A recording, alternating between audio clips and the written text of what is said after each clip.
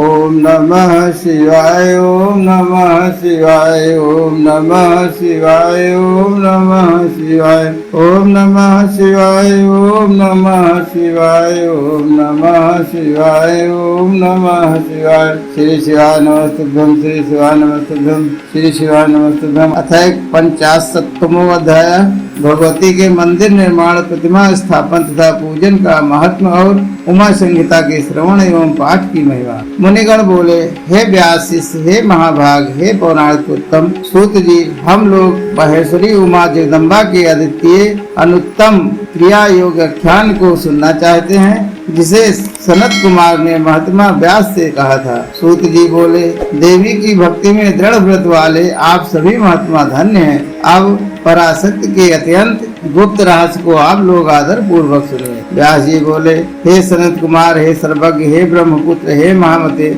मैं पार्वती के अत्यंत अद्भुत क्रिया योग को सुनना चाहता हूँ। उसका क्या लक्षण है, उसके अनुष्ठान का क्या फल होता है और परम्बा को जो प्रिय है उसे पूर्ण रूप से बताइए। सनत कुमार बोले, हे दैत्यायन, हे महाबुद्धे, आप जिस रहस्य को पूछ रहे हैं उसका वर्णन मैं कर रहा हूँ, आप सुने। ज्ञान योग, क्रिया योग और भक्ति योग ये श्री माता की उपासना के 3 मार्ग हैं, जो भोग एवं मोक्ष को देने वाले कहे गए हैं। चित्त का आत्मा के साथ जो संयोग है वह ज्ञान योग कहा गया है, और जो बाहर के अर्थों वस्तुओं का संयोग है वह क्रिया योग कहा जाता है, और देवी के साथ आत्मा का संयुक्त जो एक रस हो जाना भक्ति योग माना गया है। अब मैं इन तीनों योगों में जो क्रिया योग है उसका वर्णन कर रहा हूँ। कर्म से भक्ति होती है, भक्ति से ज्ञान होता है और ज्ञान से मुक्ति होती है, ऐसा शास्त्रों में निर्णय किया गया है। हे मुनि सत्तम, मुक्ति का प्रधान कारण योग है, और योग क्रिया योग उसे योग के ध्येय का उत्तम साधन है। प्रकृति को माया तथा शाश्वत ब्रह्मा को मायावी जानना चाहिए। उन दोनों के स्वरूप को परस्पर अभिन्न जानकर व्यक्ति संसार बंधन से मुक्त हो जाता है। हे काली पुत्र, हे व्यास, जो पत्थर, काष्ठ अथवा मिट्टी से देवी का मंदिर बनवाता है उसके पुण्य का फल सुनिए। प्रतिदिन योग के द्वारा यजन करने वाले को जो महान फल मिलता है उस फल को वह मनुष्य प्राप्त करता है जो देवी का मंदिर बनवाता है। श्री माता के मंदिर को बनवाने वाला वह धर्मात्मा अपने से पहले के 1000 कुलों को एवं बाद के 1000 कुलों को तार देता है। श्री माता के मंदिर के आरंभ के क्षण ही करोड़ों जन्मों में किए गए उसके छोटे अथवा बड़े सभी पाप नष्ट हो जाते हैं। जिस प्रकार नदियों में गंगा नदी में स्वर्ण, क्षमा में पृथ्वी, गंभीरता में समुद्र और सभी ग्रहों में सूर्य श्रेष्ठ है, उसी प्रकार सभी देवी में श्री पराम्बा श्रेष्ठ है। वे सभी देवताओं में प्रधान है, अतः जो उनके मंदिर का निर्माण करवाता है वह जन्म जन्मांतर में प्रतिष्ठा प्राप्त करता है। वाराणसी, कुरुक्षेत्र, प्रयाग, पुष्कर, गंगा सागर, नैमिषारण्य, अमरकंटक, महापुण्यदायी श्री पर्वत, गोकर्ण, ज्ञान पर्वत, मथुरा, अयोध्या एवं द्वारिका का यदि पुण्य स्थलों में अथवा जिस किसी भी जगह श्री माता के मंदिर का निर्माण करवाने वाला संसार के बंधन से मुक्त हो जाता है। जितने वर्षों तक देवी के मंदिर की ईंटों का विन्यास स्थित रहता है उतने 1000 वर्ष पर्यंत मनुष्य मणिदीपों में प्रतिष्ठा प्राप्त करता है। जो भगवती की सर्व लक्षण युक्त प्रतिमा का निर्माण करवाता है वह निर्भय निश्चित रूप से देवी के परम लोक को जाता है। शुभ ऋतु, शुभ ग्रह एवं शुभ नक्षत्र में देवी की मूर्ति की प्रतिष्ठापित करके मनुष्य योग माया की कृपा से कृतकृत हो जाता है। उसके कुल में कल्प से लेकर जितनी भी पीढ़ियां हैं और जो भी आगे उत्पन्न होंगी उन सभी को वह देवी की उत्तम मूर्ति की स्थापना करके तार देता है। हे मुनि श्रेष्ठ, त्रिलोकी के स्थापित करने से जो पुण्य होता है उसका करोड़ों गुना पुण्य श्री देवी की प्रतिष्ठा करने से होता है। जो मंदिर के मध्य में देवी की प्रतिष्ठा कर उसके चारों ओर पंचायतन देवताओं को स्थापित करता है उसके पुण्य की गणना नहीं की जा सकती है। सूर्य चंद्र ग्रहण में विष्णु के नामों को करोड़ों बार जपने से जो पुण्य फल प्राप्त होता है उससे 100 करोड़ गुना अधिक पुण्य फल शिव नाम के जप से होता है। उससे भी करोड़ों गुना पुण्य फल देवी के नाम जप से होता है और उससे भी करोड़ गुना अधिक पुण्य फल देवी के मंदिर का निर्माण कराने से प्राप्त होता है। जिसने वेद रूपा तथा त्रिगुणात्मक का जगत जननी देवी को प्रतिष्ठापित किया, श्री माता की दया से उसके लिए कुछ भी दुर्लभ नहीं है। उसके पुत्र पौत्राद निरंतर बढ़ते रहते हैं और उसका संपूर्ण पाप नष्ट हो जाता है। जो लोग मन में भी देवी की उत्तम मूर्ति स्थापना की इच्छा करते हैं, वो मुनियों के लिए भी दुर्लभ उमा देवी के परम लोक को प्राप्त करता है। किसी के द्वारा बनवाए जाते हुए मंदिर को देखकर जो मन में यह सोचता है कि जब मुझे संपत्ति होगी तब मैं भी मंदिर बनवाऊंगा, इस प्रकार सोचने वाले का कुल शीघ्र ही स्वर्ग हो जाता है। इसमें संशय नहीं है। महामाया के प्रभाव से त्रिलोकी में कौन सी वस्तु दुर्लभ है। जो जगत कारण भूता श्री परम्बा का एकमात्र आश्रय ग्रहण करते हैं, उन्हें मनुष्य नहीं समझना चाहिए। वह तो देवी के साक्षात गण हैं। जो चलते सोते अथवा बैठे हुए उमा इस दो अक्षर के नाम का उच्चारण करते रहते हैं, वह तो शिवा के साक्षात गण है। जो लोग नित्य तथा नैमित्तिक कर्मों में पुष्पों धूपों तथा दीपों से परा शिवा की पूजा करते हैं, वे उमा लोक प्राप्त करते हैं। जो लोग प्रतिदिन गोमय से अथवा मृतिका से देवी मंडप का उपलेप करते हैं तथा उसका मार्जन करते हैं, वे उमा लोक प्राप्त करते हैं। जिन्होंने देवी के रम्य तथा उत्तम मंदिर का निर्माण करवाया है, उनके कुल में उत्पन्न लोगों को देवी आशीर्वाद देती हैं, मेरे प्रेम पात्र भक्त 100 वर्ष तक जीवित रहें और उन पर कदापि कोई विपत्ति न आए, ऐसा श्री माता रात दिन कहती हैं। जिसने महादेवी उमा की शुभ मूर्ति का निर्माण करवाया है, उसके कुल के 10,000 पीढ़ियों तक के लोग मणिद्वीप में प्रतिष्ठा प्राप्त करते हैं। साधक महामाया की मूर्ति स्थापित करके और उसकी विधिवत पूजा कर जिस जिस मनोरथ के लिए प्रार्थना करता है, उसे अवश्य ही प्राप्त कर लेता है।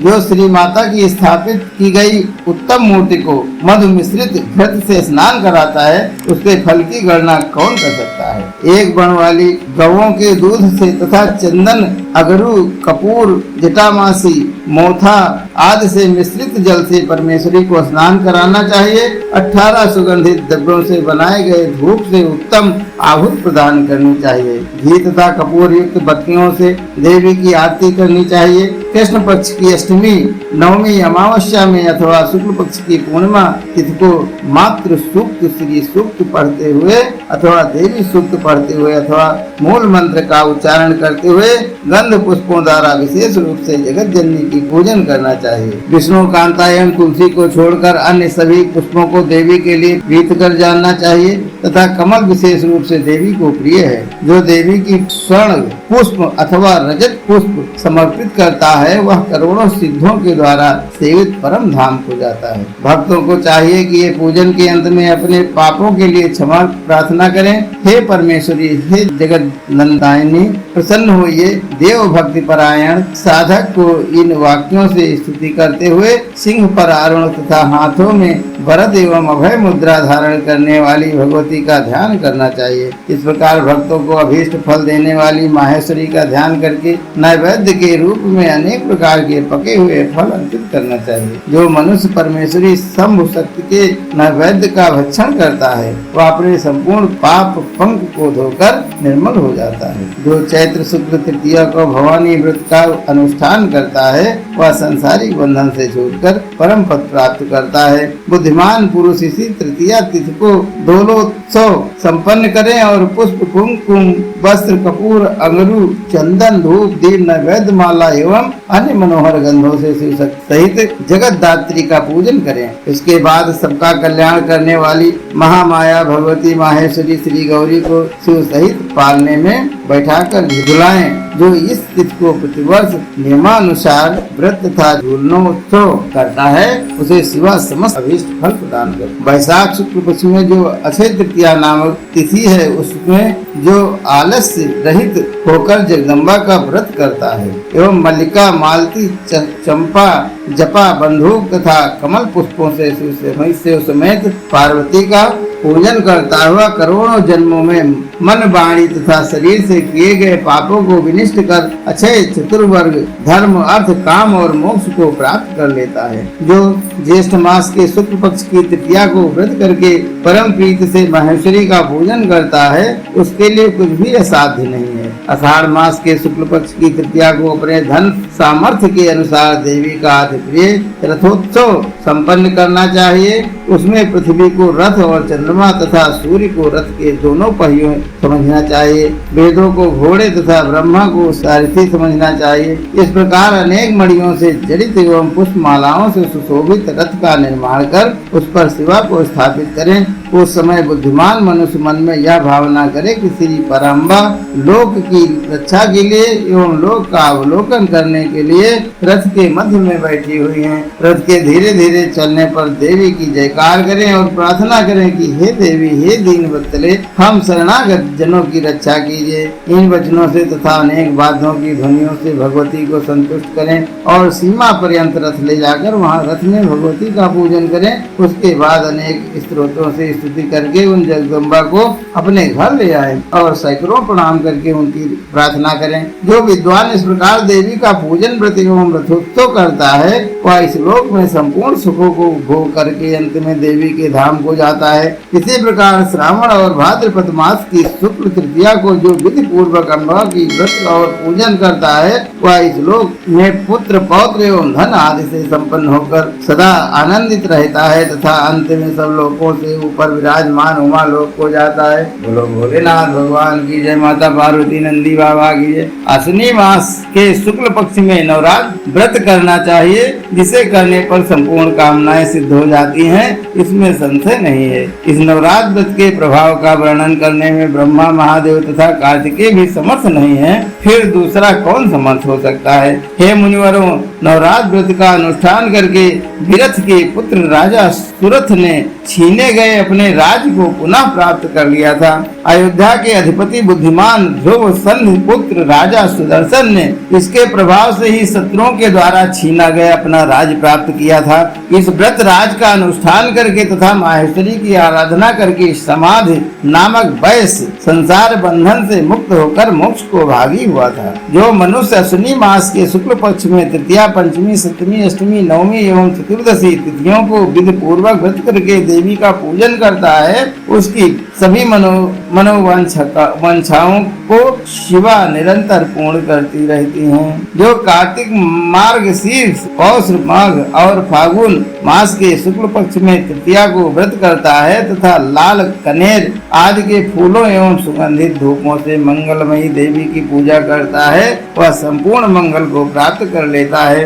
स्त्रियों को अपने सौभाग्य के लिए इस महान व्रत का सदा अनुष्ठान करना चाहिए और पुरुषों को भी विद्या, धन एवं पुत्र प्राप्ति के लिए इस व्रत का अनुष्ठान करना चाहिए। इसी प्रकार देवी को प्रिय लगने वाले उमा महेश्वर आदि जो भी अन्य व्रत हैं उनका अनुष्ठान मोक्ष की अभिलाषा रखने वालों को भक्ति भाव से करना चाहिए। यह उमा संहिता परम पुण्यमयी शिव भक्ति को बढ़ाने वाली, अनेक आख्यानों से युक्त भोग तथा मोक्ष प्राप्त करने वाली है और कल्याणकारिणी है। जो सावधान होकर भक्ति पूर्वक इसे सुनता है और अथवा सुनाता है, पढ़ता है या पढ़ाता है, वह परम गति को प्राप्त होता है। जिसके घर में सुंदर अक्षरों में लिखी गई यह संहिता स्थित रहती है और विधिवत पूजित होती है, वह मनुष्य मनोरथों को प्राप्त कर लेता है। उससे भूत, प्रेत, पिशाच आदि दुष्टों से कभी भय नहीं होता और वह पुत्र, पौत्र आदि तथा संपत्ति को प्राप्त कर लेता है,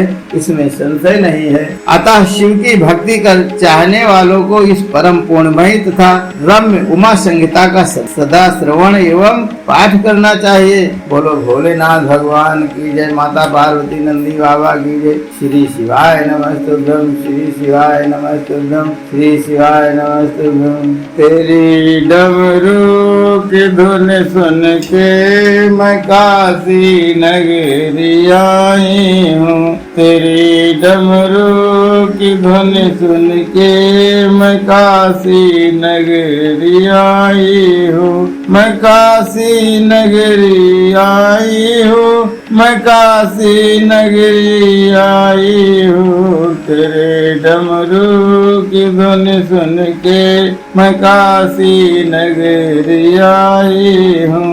सुना है कि ओ बम बोले तेरी काशी में गंगा है, उसी गंगा में नहाने को मैं काशी नगरी आई हूँ।